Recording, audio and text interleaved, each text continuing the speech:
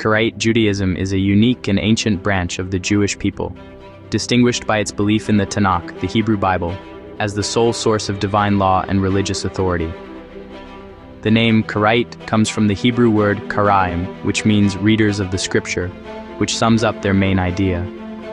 For Karaites, God's will is understood directly from the pages of the written text, available to anyone who looks for it carefully. This way of thinking sets them apart from most of the Jewish world, which follows rabbinic Judaism and its two-part system of written law, the Tanakh, and oral law, the Talmud.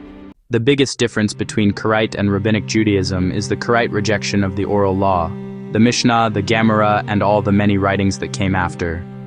Karaites use arguments found in the scriptures. They point to verses like Deuteronomy 4:2, "You shall not add to the word which I command you, nor take from it." For them, the Talmud and other works are a human addition, a fence around the Torah that changes its original meaning. They question whether an oral law was given to Moses and passed down perfectly. If such an important set of laws existed, the Tanakh would say so clearly, and they don't find that mention. They see the oral law as something that came later, starting in the time of the Second Temple, and ending with the Pharisees and the rabbis who came after them. They think the Talmud is a record of discussions and opinions, not a revealed text. They respect it as a historical or literary work, but not as something they must follow.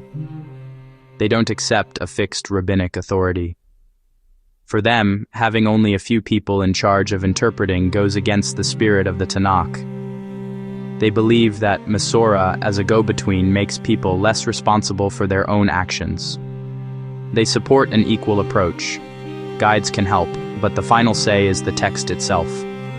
Because of this, they don't follow the rules of the Shulchan Aruch, nor do they accept the authority of the Mishneh Torah or other codes. Each community and person gets their practices from how they read the Tanakh, leading to a historical variety of customs, all because of their main idea, sticking to the written word and saying no to competing human traditions. The story of the Karaites begins in the Middle Ages in the Middle East, during a time of great new ideas. It's linked to Anan ben David, a Babylonian leader from the 8th century, whose breaking away from the rabbinic leaders pushed for a return to the scriptures. His teachings laid the groundwork that scholars of the 9th and 10th centuries, the Karaite Golden Age, later built upon. Benjamin al-Nahawandi and Daniel al-Qumisi shaped their beliefs, legal methods, and ideas. They thrived in Persia, Babylonia, and especially Jerusalem, leading the way in Hebrew grammar and understanding the Bible. From the Middle East they spread to Egypt, with Cairo as a main spot, Al-Andalus, Byzantium, and Crimea, where the Karaim made their own culture and language. After the late Middle Ages, they faced a decline due to rabbinic control, being cut off and being treated badly. Kabbalah and the Shulchan Aruch pushed them further to the side. Even so, communities kept going in Egypt, Crimea, and Lithuania, showing how strong their beliefs and spirit were. In daily life, there are clear differences. Both follow Leviticus 11, but they disagree on, "You shall not boil a young goat in its mother's milk." Rabbinic Jews. They don't mix meat and dairy, using separate dishes and waiting times. Karaites. They take it literally. Only the specific act of boiling a young goat in its biological mother's milk. Rabbinic Jews understand Diut 6:8 literally, tefillin and mezuzot. Karaites read it as a metaphor. Remember and act on the laws, without boxes or scrolls on the doorframe. Calendar. Karaites watch for the new moon.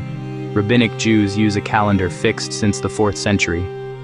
This can mean holidays fall on different days. Karaite Shavuot always lands on a Sunday. Shabbat. Rabbinic Jews allow preheated food. Karaites traditionally avoid fire and electricity, having cold meals and no lights. Modern versions exist, but the same scripture, understood differently, leads to very different Jewish ways of life. Today there are between 30,000 and 50,000 Karaites, with the largest community in Israel, Ramla, Ashdod, Ofakim, and Jerusalem, mostly made up of people who moved from Egypt and Iraq. Outside of Israel, the Bay Area stands out, congregation B'nai Israel, with outreach and education. There are groups in Turkey, Poland, Lithuania, and Crimea.